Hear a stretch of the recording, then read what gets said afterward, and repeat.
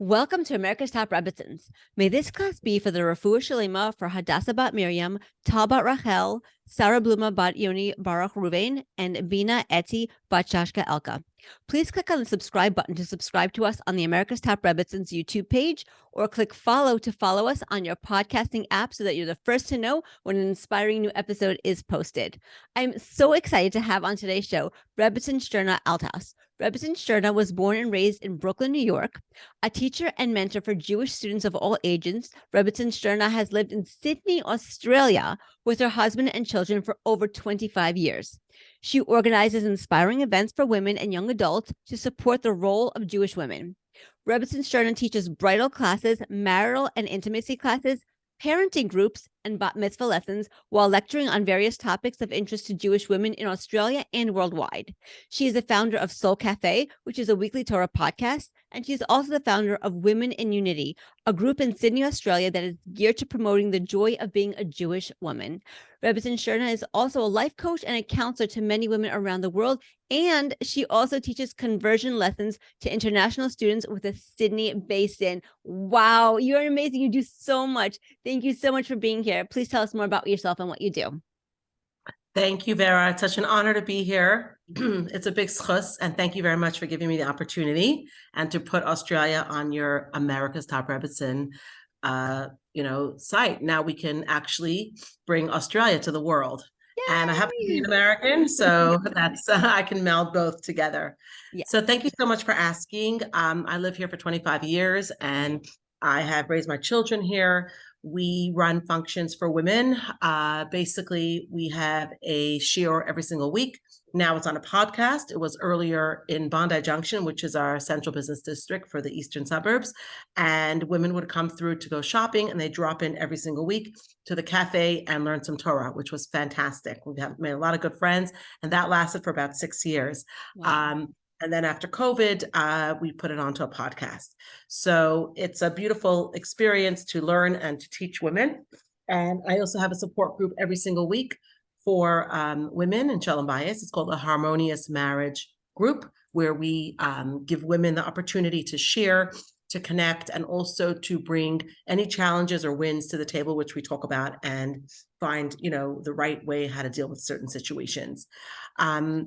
I have a private practice in counseling, and I use a lot of the Gottman Institute information, who happens to be a Shomer Shabbos Jewish marital therapist and has made a big influence on my life as well. So in addition to that, on Shabbosim, I organize the Women's Shiurim. So we have a very well-rounded amount of Torah learning for women in Sydney, Australia. And with the podcast, it's really brought it out to the world. So I really, really thank you for giving us the opportunity.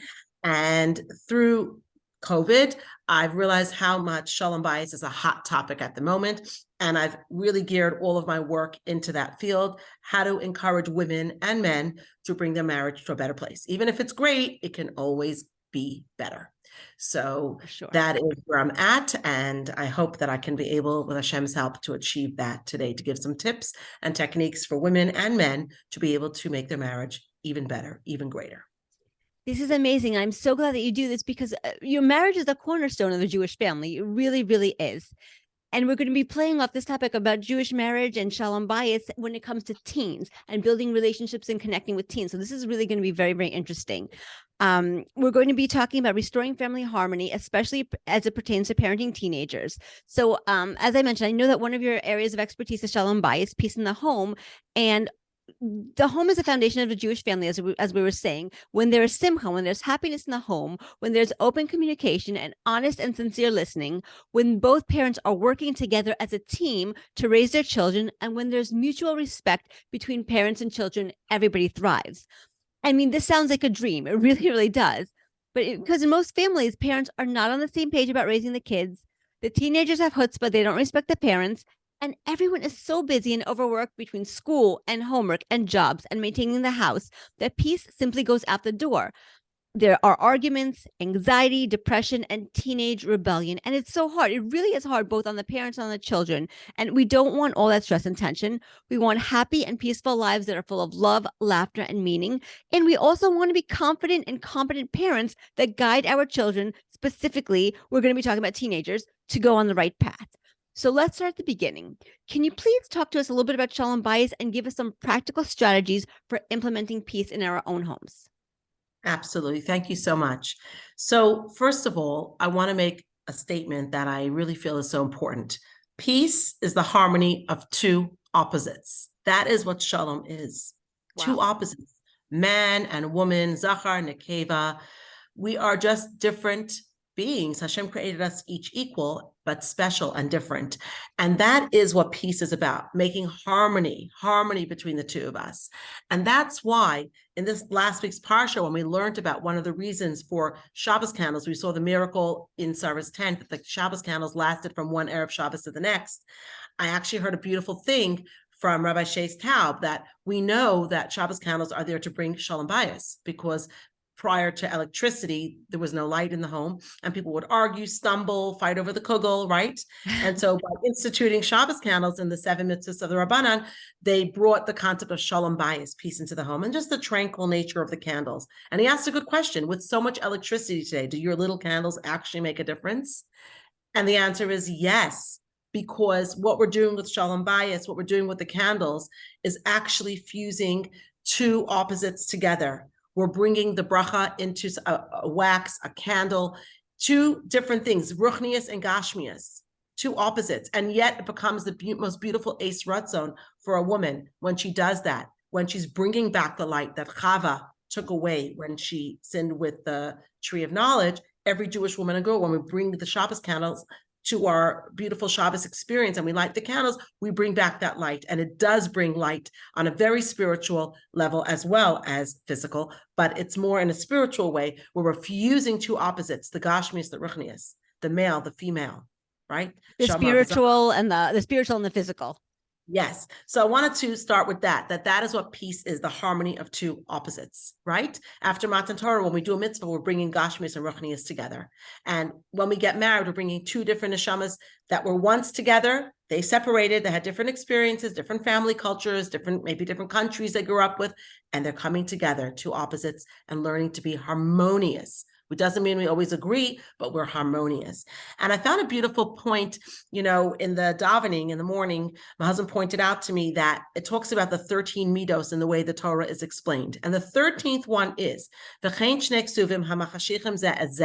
when there are two psukim that are opposite to each other in the Torah, the third pasuk comes and brings peace between them. So you have two different opinions, and the third pasuk brings it together. So two different people working together. We have two different ideas, two different family backgrounds, two different cultures, two different natures, two different everything. And yet we work for the greater good. The third pasuk, so to speak, is the marriage. We're working for the greater good, for the family, for the connection that we're going to bring through this marriage, which is that third item that brings us together, HaKadosh Baruch Hu, right? Marriage is a combination of husband, wife, and Hashem, and it's a triangle. And when a structure is a triangle, it's the strongest structure, right? So we bring Hashem into our marriage, and we bring shalom. Hashem can only rest where there is shalom. So that is just a thought I had about bringing two different people together and in a harmonious way. And it's very, very important to realize that as great as our marriage is, we can always make it better, right? Yeah. We can always spend more time together. We can always make our spouse feel more valued. We can always be more present, especially today. And it takes one person in the marriage to change the course, right? One. Everyone thinks, well, when he changes, I'll change. You can start from you, and you will watch the domino effect. And it's so important to know that it's okay, and not just okay, but important to daven for shalom bayis. We need to daven, we need siyata d'shmaya in this day and age. In Shemona Esrei, by Shema Kolenu, or at the end of Shemona Esrei, or by the eis ratzon of Shabbos candles, or challah, or in the mikvah. Whenever a woman has an opportunity of special time to daven for shalom bayis, we need siyata d'shmaya. The other thing I wanted to say is when you look at the letters of the Lubavitcher Rebbe, there was a very big concept of shalom, gadol ha-shalom. How great shalom is, that no matter what, shalom is the priority. And one of the letters I found, which is so beautiful, it says that peace is the vessel that holds and sustains Hashem's blessing. Wow. Within the various types of peace, says the Rebbe, shalom bayis is one of the greatest of all, right? And it's so important to know that the Rebbe is saying shalom bayis is so important, and above all, obviously, that is what the case is. And it continues to say, notwithstanding the above, our sages of blessed memory have stated, no two people think alike. In other words, despite the above natural differences of opinion between individuals, it is still possible and indeed necessary that there be true peace between each and every Jew. This is surely so with regard to peace between husband and wife, whose conduct, when in accordance with Torah and mitzvahs, is so meritorious that it is described by our sages of blessed memory as bringing about the divine presence residing in their midst.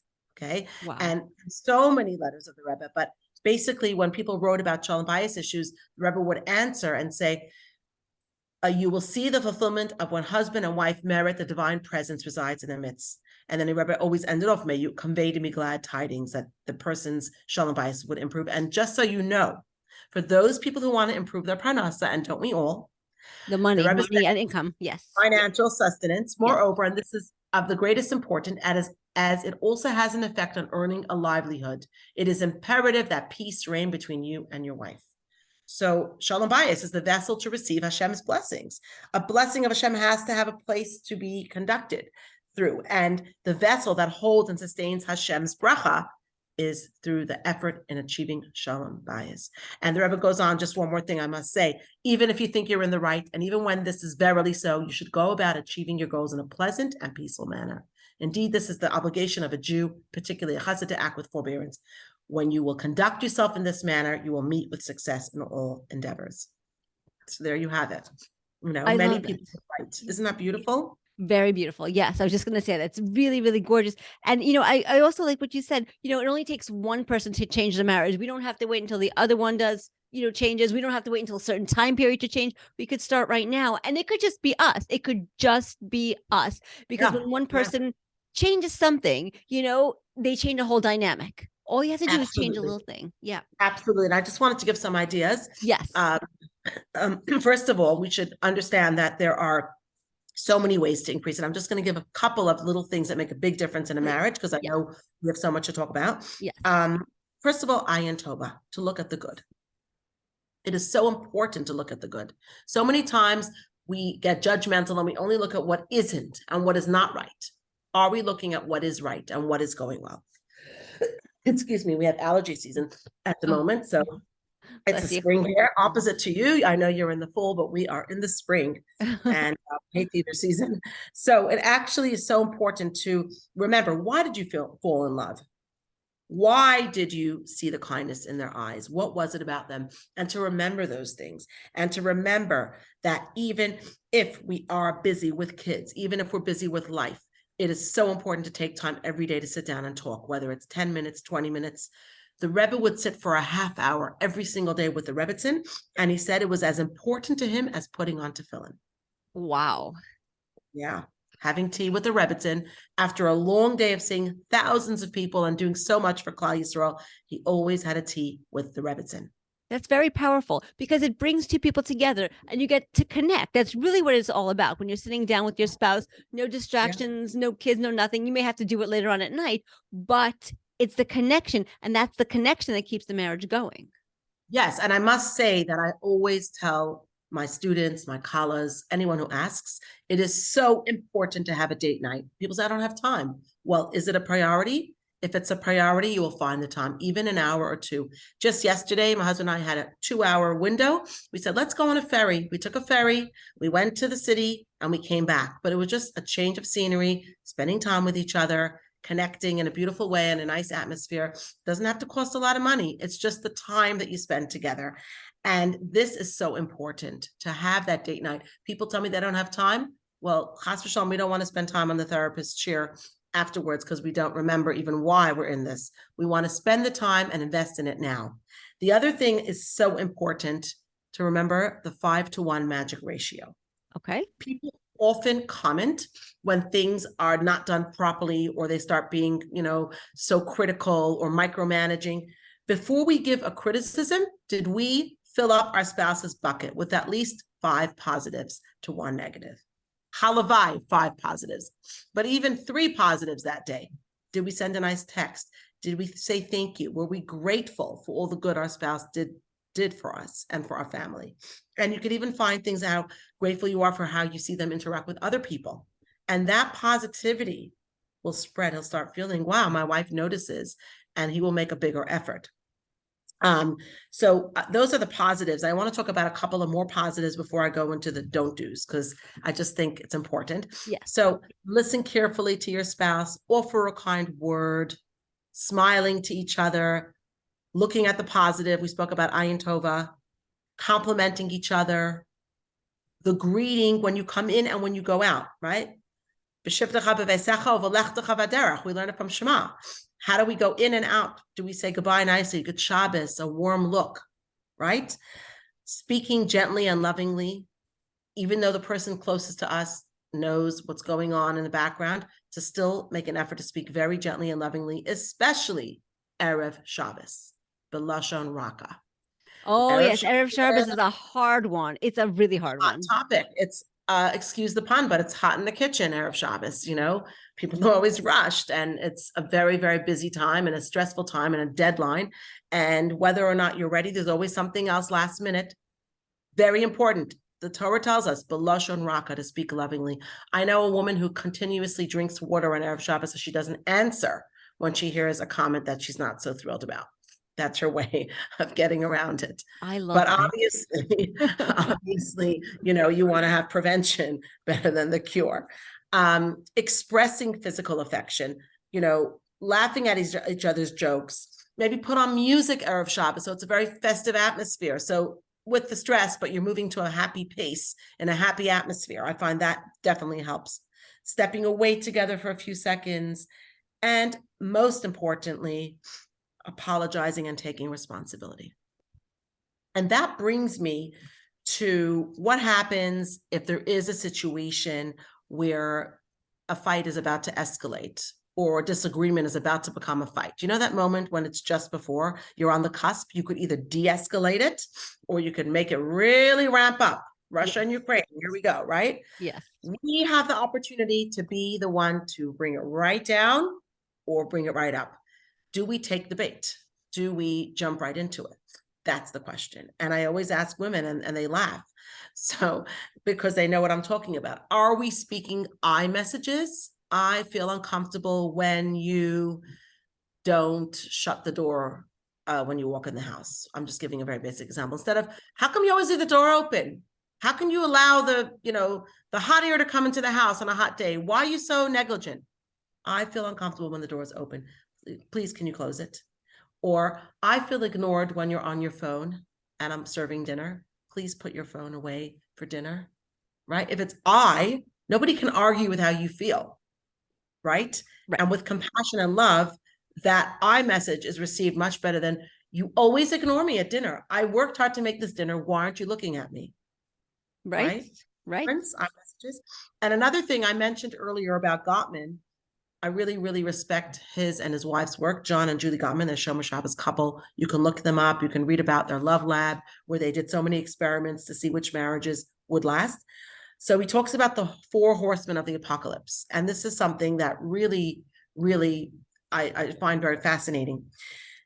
He was able to predict with very high accuracy which marriages would last based on watching interactions. They had like a little monitor to check their blood pressure and to see how they were feeling if something was difficult between them. If there was a lot of criticism or contempt, which was eye rolling, name calling, putting down, criticizing, or stonewalling, ignoring, not taking responsibility, defensiveness, where you are always defending yourself and not taking responsibility and saying, you know what, I'm sorry. That would be a great predictor to a marriage not being able to last its long, the way it was supposed to be, the length that it was supposed to be, because couples can't cope. And then he gives the opposite, the antidote. So instead of criticism, how you will say what you don't feel comfortable about, how to say it. Use a gentle startup, right? Instead of coming right in for the fight, gentle startup. Instead of contempt and name calling, tell me more. I would love to hear what you have to say. No eye rolling, no negative attitude. Instead of stonewalling, to make a time, let's take this up when we are both more calm. Let's de-escalate right now. And I'd like to add my own thing. I found that something that works very well is, in order to de-escalate, reset, let's take a break and calm down, and we come back within 24 hours, but we come back to each other when we are more calm. Because when our amygdala is firing off and the upper brain and lower brain are not talking to each other, we become like teenagers or like fourth graders in the playground, instead of thinking through what we really should be saying to each other so it's well received, right? So either take a walk, wash your face, go take a shower, go eat something, make yourself something of self-care, and calm down, and then we come back when we're both in a better state to receive. That's beautiful. Yes. Yeah, I find that's very helpful. And in my groups, in my support groups that we talk about, let's take a reprieve, let's take a reset. Right. And one of the women said something beautiful. She said, what can I say now that's loving when things get difficult? I like that a lot. Yeah. And if you permit me, I just wanted to share, I read in a book, a beautiful book that just came out by Rabbi Gershon Schusterman. It's called Why, God, Why? He shares about a story where he went to visit his son in Atlanta, who's also a rabbi, and his son was grappling with something that was going on in their extended family, a very sad tragedy, and he couldn't come to terms with it. And his father said to him, look, he knows all the answers as a rabbi, but his son is also a rabbi. He also had to counsel people. What's he going to say to him that the son doesn't know? And so he said something brilliant. He said, Eliyahu, would you like a hug or would you like a response? And his son said, I would love a hug. Wow. And they had that moment, that hug, and all the tension just melted away.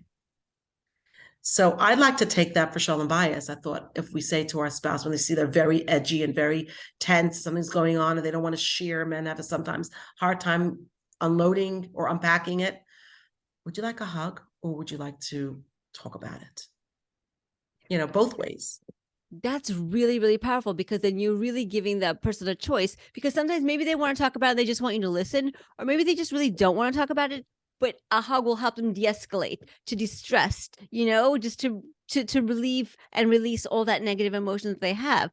That's so beautiful. It's such a powerful way of doing it, because otherwise then you can start going head to head, because you can see that there's something going on with him. You don't want it to be going on with him. You want him to pay attention to you, or whatever it is that's going on. And you have a choice. You can escalate the argument, as you were saying, or you could just, like, you yourself, just take a deep breath, step back and say, okay, wait a minute. Do you want a hug or do you want to talk about it? And that could really make a difference. And I'm not saying at all times, every single situation, but I could see that working. I really could.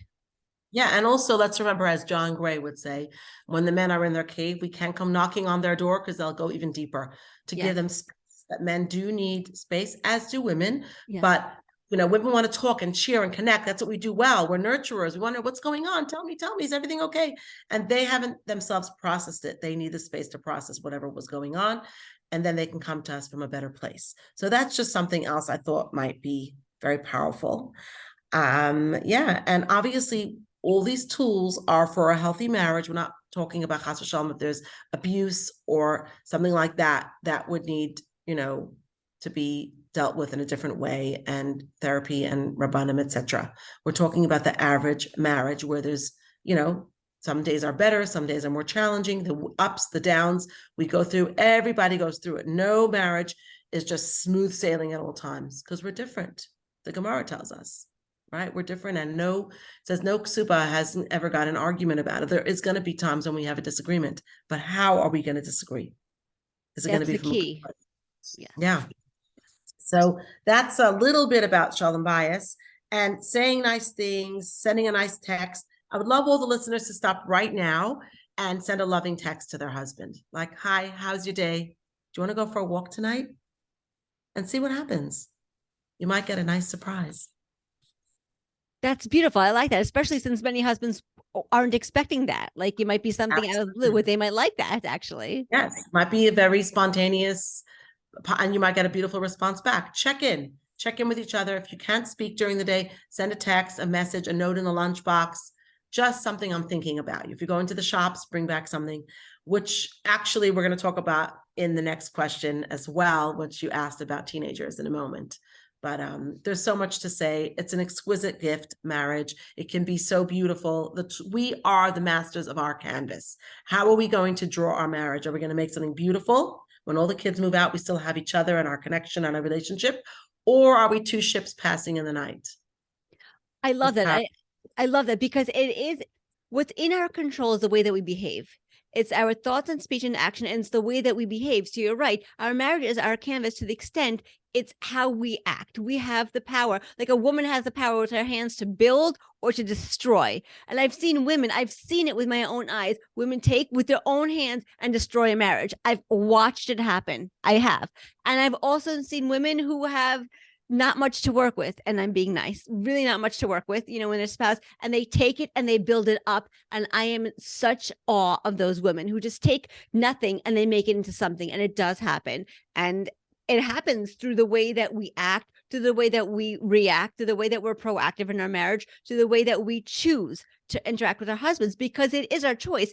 Even if he leaves the door open or doesn't take out the garbage, or he says he's going to do something and then he doesn't do it, or whatever it is, there are all different kinds of situations. We have the ability either to make peace or to make war. A lot of the times, I mean, I'm not going to say 100% of the time, but even 90% of the time, it's in our hands. It really is in our hands. Because the response is that moment in space. I believe Viktor Frankl talks about it. Our response, that moment that we can make a response, we have that moment to think, where am I going to go with this? Yes. Do I want to have a good night tonight, or do I want to have an argument? Where am I going with this? Because right now I have to make that decision in a split second. 100%. And hopefully most of the time we take the high road.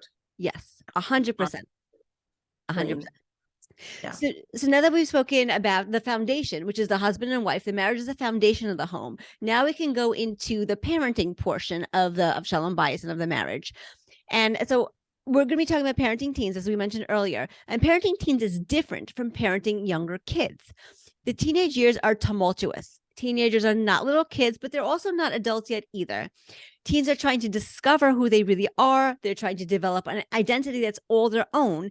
And they're pushing away from their parents in an effort to gain independence and space so that they could really figure out who they are and where they fit into this world socially, emotionally, physically, and in many other ways too. And factor into all of this, many teens are dealing with so much. I mean, our generation, between the technology, it could be bullies at school, difficulties, academically, family trauma, fights with friends, even abuse of all types. And, the changes in their own bodies, due to teenage hormones. So they really are dealing with a lot. And all this can lead some teens to become moody, disrespectful, distant from their parents and other family members. And the teenagers can really be a challenging time for both the kids and their parents. This can lead to friction and arguments between parents and teens, which can really damage a relationship. And teens can push away their parents and no longer trust them or want to be around them. So my goal today, with your help, is to give the mothers of teenagers and soon-to-be teenagers the tools they need to properly parent their child while giving them a certain amount of freedom and acceptance. And this is so that whatever hurt and damage has been done in their relationship, between all the arguing, they can have the opportunity to heal, and the teen can become open to receiving love from their parents again. So can you please share with us some practical strategies to achieve this goal? Sure. So teens, it's a very challenging time for them and for us, managing them and their emotional status and our own emotional status. And with all the things that have gone on in the world, I mean, I work in a high school. There's so many mental health issues on top of everything you said. So first of all, I'm just going to give you a few tips that work in my situation. We all have different situations. However, some things are generic. Number one is validate, validate, validate. Like if the child is coming home and telling you that someone is bothering them at school, we have to listen. We have to validate them and take it seriously and get our school, our teachers, and the extra support that we need to get them the help. Even if it sounds like it's something small, we don't know how much the child is carrying inside. Right now, I'm not saying you have to jump up for every little thing, but when a teenager is coming to you saying that this and this is bothering me, believe me, they've thought about it a long time before they even brought it to the parents. And we really need to take it seriously. And I often use the back door, meaning I don't always tell them I am going to call the school and do this and this and this, because often they'll say, no, don't tell anyone. I don't want. It's true. But on the same hand, I concern myself with Maybe there's something else that I'm not seeing. I'd like to hear the other side of the story. And so gently through an email to the teacher or the school counselor or whoever, just to find out what's the temperature in the class, what's going on, what's happening between the child and the teacher or the child and the friend. It's very important. And to do that with respect and privacy and confidentiality. The other thing is you should be the first point of call that they go to. If we are the first point of call, then we know we've done something right. Sometimes parents are the last point of call after, unfortunately, lots of Khalila damage has been done.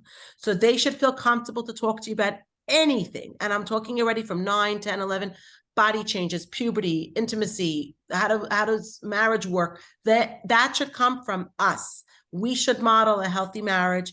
And what does the Torah's view obviously in Oris de Kalim that they could take in, not just in like huge, things that are age appropriate, but we should be the first point of call. They should hear things from us, not from their friends on the street or from technology. And to spend the private time with them. It's so important to have private time. I have an aunt who has 14 children, thank God. And every night she sat on their bed, at least for 5-10 minutes, she called it private time. And even her older children sometimes come back and say, Mommy, can I have some private time? And she knows that's their call for help. So whatever you call it in your own home, private time, can we go for a drive? Can we go get something to eat? Take a child with you when you go on errands. Let them see how you interact with the world. Let them learn about money, how to spend, how to buy, how to go on sale. You buy them something special, they're going to talk. And I find teenagers talk in the car. You're not facing one-to-one. Sometimes they have an issue with eye contact, right? Yes. If we're driving in the car, both looking forward, it takes a little bit of the pressure off. That's just a tip that many years ago, my uncle told me, and it's so true. If you have to take them out of school for an appointment, make it a little bit longer, get them a lunch, sit down and talk and look at each other eye to eye and spend that time. Buy a little gift for them when I bought you these socks. I know you were looking for socks, or you forgot your folder, your binder. I went specially, I got your pretty binder. Whatever it is, doesn't have to be expensive. And I'm going to come to my favorite topic, the 5 love languages. Now, it's very interesting. The 5 love languages, it's a book written by Gary Chapman, but I believe he took a lot of it out of our own chuppah, because under the chuppah, we see these 5 love languages. Let me explain to you why. They are acts of service, gifts, time, words of affirmation, and touch. Now, we spoke earlier about shalom bayis, and the 5 love languages certainly apply there, that a woman and a man have to understand what language of love they share together. And if it's not working, perhaps to share. Like if someone loved words of affirmation, to hear how well they're doing and complimenting them, and their husband is giving them gifts, but that's not what they love, that doesn't do for them, then they're not receiving the love that they need, right? If someone is buying flowers for their wife, but they really want the card with the words of affirmation, they have to express that. And sometimes men don't know what their love language is, but see what they do for others. Are they an active service person? Do they go running to help their mother, their father, their sister, right? Are they a gift person? Are they a wordy person? But share and understand with each other, what is it for you? And we see under the chuppah, the ketubah is active service. The ring is the gift. Yichud room is time. Words of affirmation is harei at mikudeshet. Touch is, after the wedding, consummating the marriage. It's all part of our own Torah. And yet this applies to teenagers immensely, because a lot of parents lose the right language of connection with teenagers as they get moodier or puberty, different friends. They don't want to talk, or they just shut down in their own little bubble with their social group or not, or they don't have a social group, or they're feeling isolated. What is it that your child loves? Like, I am a very touchy person, but thank God, Baruch Hashem, Hashem blessed me with 7 children. One of my children doesn't like touch. I've had to learn that child would prefer acts of service or words of affirmation through texting rather than, upfront complimenting to their face. They love it when I send them a message. Another child, my daughter, loves gifts, tchotchkes. She doesn't want me to necessarily, do other things. She wants gifts and time. She just wants to spend time with me. Mommy, let's put our phone away. We're just driving now. Another child does not want words of affirmation. He got very uncomfortable when I would say nice compliments, and I love that. So I thought he loved that, but no, he does not love that. He doesn't like that at all. He prefers acts of service. Take my clothing to the laundry, pick something up for lunch. Every child has a different love language. A mother has to be very smart and intuitive and work it out. It's not always easy, trial and error, Right. But at least you're trying. Another child of mine, my youngest, loves hugs and touch and craves that connection.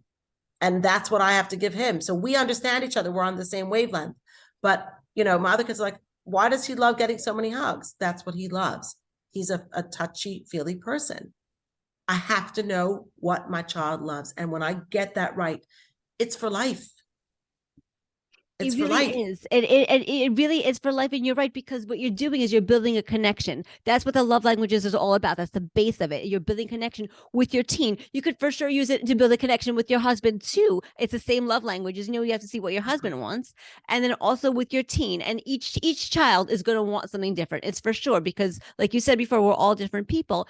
And, it's so interesting because sometimes like I'll see like a mother trying to like force her own love language onto a child, and it's completely understandable. I want to take them in and say it's completely understandable, because we as moms have our own love language, and we feel like maybe our child also has our same love language, and it could possibly be, but the child is their own person also, and they could have a different love language. So learning to read your child, learning to step back and observe to see what your child responds best to can really be effective, because then you say, okay, that's the love language. And then you can interact with them according to their love language. And that way they can better receive your love.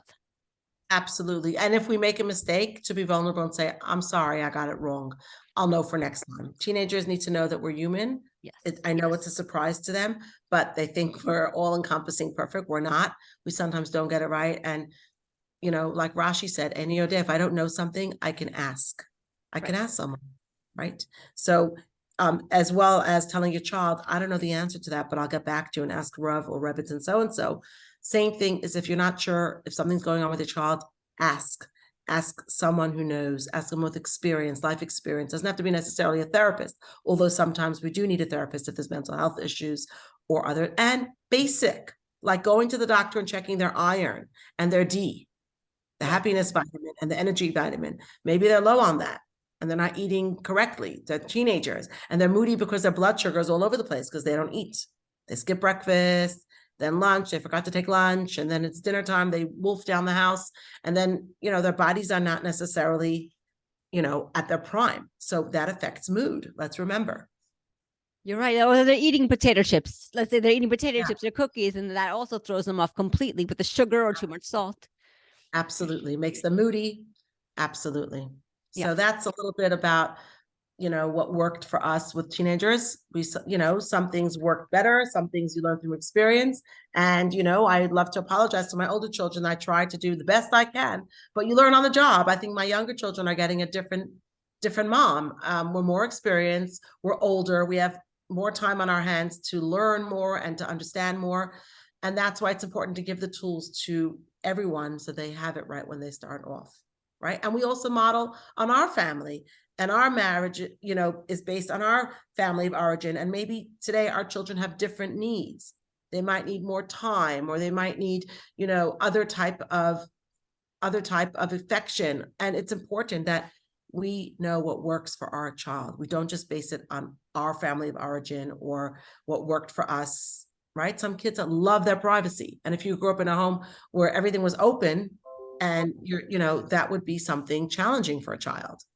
Right. Exactly. I totally agree. And each child is different, and even either different from their friends, even from their contemporaries and their peers. Just because something works for your child's friend doesn't mean it's going to work for your child. Everybody's different. And it's really, really important to recognize that, because you think, oh, my friend does this with her kid, I'm going to do it with my kid. Why did she succeed and I failed? Because it's a different child.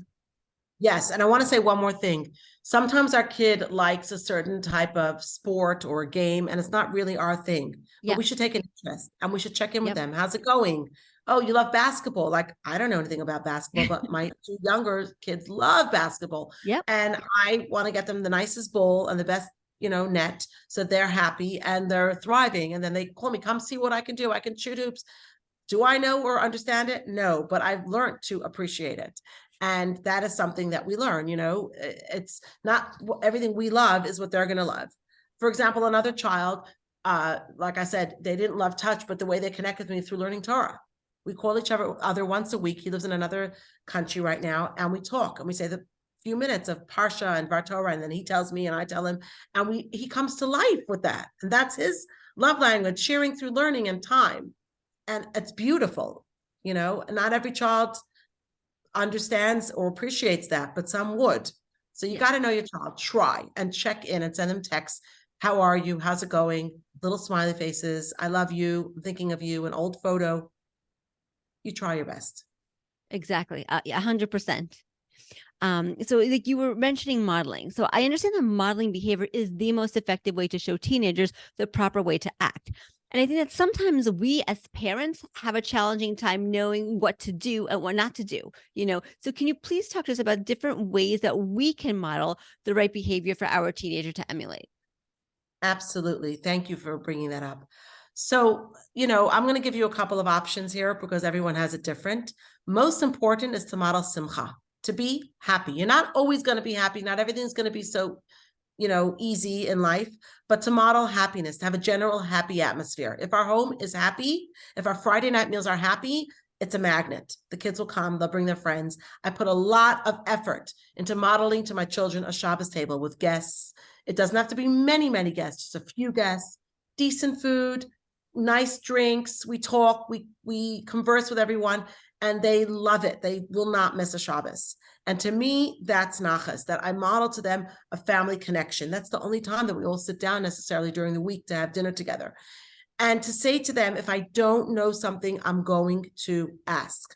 Like I said before, Rashi said, Eini yodea. We'll go and find out the answer. Sometimes kids come to us with very deep, challenging questions, and we don't always know. We model to them that if you don't know, it's okay to ask, right? We model to them that there's a Rav, there's a teacher. We respect them. We ask them questions. We model to them. We also offer them choices. Would you like to go to speak to this rabbi or that rabbi? Would you like me to take you to this, this place on Sunday or that place? Where would you like to go out? We give them a little bit of choice. And by hearing how we talk to others, they will learn. I always share with them what I did in the day, even if they didn't see, because if I did chesed and they don't know, how are they supposed to know that chesed is important to me? Right. We have to talk about it. Just because we did it, it's very nice to do Pesach, beautiful. But I think, like the Rebbe said once to someone, you need to share and talk about it so other people will learn from it. So talk to them. Today, I went to visit Mrs. So-and-so and I bought her a magazine. Today, I invited this and this amount of guests. Today, Tati gave tzedakah to someone who came to the door. How are they supposed to learn if they're not around when these things happen? How do we treat our parents? I sometimes call my parents on purpose in front of them. So right, to show that you're paying respect to them, that you're paying attention to them, that you love them. Mm-hmm. Yeah, Pesach, we spend with our in-laws and we give them the biggest honor. We don't see them the whole year. They live in a different city. That is showing kibbud av. That is showing kavod maram v'horim. That is showing how we treat older people. And most important, how we treat each other. This is a tricky one because everyone's in the house at all times. Teenagers can come in at all times. But if they'll see us sitting on the couch drinking a tea, oh, mom and dad drink tea together. Oh, it's Wednesday, it's date night. Oh, mom and dad have an hour or two together. Right. It's not taking away from the children. It's building them. Then they'll get married and know, oh, I should sit and drink tea with my wife. Let's say I want my children to say Tehillim and Shabbos Avarchim. Is it going to help for me to say, did you say Tehillim? How many prakim did you say? Why didn't you say it like that, kid? Or they watched me sitting on the couch saying as much as I can, Mom, what are you doing? I'm saying Tehillim, Shabbos Avarchim. All these little messages that goes in. It's important to model to them by hearing how we talk to other people, how we speak to the person at the gas station. This is all important about making Kiddush Hashem, how to be a good listener. This is something that they learn from us. Guess what? If we're going to criticize teachers and put them down, they're going to criticize teachers and put them down. If we're going to put down other people in shul, they're going to learn to put down other people. Finding the good, teaching them through a learning experience. Okay, so important. And I will say that the 5-to-1 magic ratio can work with them too. Like compliment them before you're going to bring in a criticism or something that you need to teach them. And it's baby steps. Sometimes we get it right, sometimes we don't. But they know that we're trying our best. And of course, the same tool about de-escalating. You said that the teenagers have emotional moods. learning how to de-escalate it and not coming in when they're on a hungry stomach, when they're in a mood from school, giving them the time and the space, and then in another time, not at the time when their amygdala is firing, to come to them and talk about what happened. I often will take them in the car or outside of the house to speak so they have privacy from other children. Take them for dinner, give them a warm hug if that's at work, send them little cute anecdotes, but also don't put yourself down. They need to see that mom and dad have respect for each other and that we also have self-esteem. How do we model self-esteem? Oh, we look after ourselves. I'm going for a walk now. My body has to be healthy. I'm going to eat a healthy meal now. I believe in what I'm going to do. So that will trickle down. Is that, I can keep going, but is that what you had in mind? Yes, exactly. Like that's beautiful because they really do look to us. I can see it from my own kids. Sometimes I'll do something and I'm really just doing it. For example, after you use the bathroom, you say a prayer. You say the Asher Yitzhar prayer after you use the bathroom. I have it on right outside my bathroom door. I've had it for years and years. I'm talking several years ago. I've had it up for years and years. And all of a sudden, one day I decided to start doing it. I didn't announce to the world that I was doing it. I really just started doing it. And I didn't even do it out loud. I was kind of mumbling to myself, but I was saying it. And then all of a sudden, a week or two later, I noticed that my son is saying it. And I'm thinking, what is he mumbling to himself? And I listened closely and it was the Asher Yitzhar. And now I see him doing it all the time. There was no conversation about it. Zero. We didn't even talk about it. He saw me doing it and he picked it up. And it's been already a couple of years now he's been doing it, but that really stays with me. It really does. Also, isn't it nice when you hear them repeating what you said to other people, like a story or an anecdote, and you hear them giving other people chizuk from what you said? That's where they learn it, or to say Baruch Hashem, or to have gratitude, or Gamzu Latova. Whenever something breaks in my house, and unfortunately because of our floor, quite a few things break when it drops, we say Gamzu Latova. And then guess what? When my son spilled the milk, he knew I'm not going to get angry. He said, Mom, Gamzu Latova. I had to control myself. And that was that. Gamzu Latova. Right. That's what you say in times of stress, not just in the easy times. Right, exactly. Especially, maybe even more especially in the times of stress, because then they learn how to emotionally regulate and they learn what to do during those difficult times. So absolutely. Thank you. That's amazing. Thank you so much. We're out of time, but this has been amazing. I really enjoyed it. So thank you so much, Rebbetzin Shterna, for joining us on America's Top Rebbetzins. We learned so much today. We really did. And may all the learning we did today be for the refuah shalema for Hadassah bat Miriam, Tal bat Rachel, Sarah Bluma bat Yoni, Baruch Ruvain, and Bina Eti bat Shashka Elka. Thank you so much again. Can I add one more name for refuah? Please. For Priva Bas Fagel. Amen. And Baruch ben Yamin ben Menachalana, my father, should have a refuah shalema. Amen. And I wanted to add one more thing, if I can, just for one more minute. That we spoke about backdoor. It's okay to get a bacher who's a little bit older or a girl and pay them to learn with, or take our child out on a Sunday, like a big sister, big brother, someone that you emulate, and they will have a positive influence. My father-in-law always told me that when I was raising my boys. Do they have a bacher to learn with once a week and then go and play footy or to go play chess or whatever? And it really made a big difference. And to also make sure that we are giving ourselves self-care, boundaries for ourselves, that there's a point where we end and they begin. In other words, that mommy is available 24/7, but sometimes mommy needs to take time for herself and not to feel guilty about that. 110%. Thank you. Thank you so much. Thank you so much. And if we, Bezos Hashem, bring more shalom to the world, one family at a time, we know we've achieved something. Amen. And if anybody wants to contact me privately, I'll give you my email address. It's althaus613@gmail.com. That's althaus613@gmail.com. I'm available if anybody would like to talk further and take this to the next level. Thank you so much, Vera, for the most beautiful hour that we just spent together. And you have a beautiful, beautiful podcast, and you're really making such beautiful transformations around the world. Amen. Thank you. Thank you so much.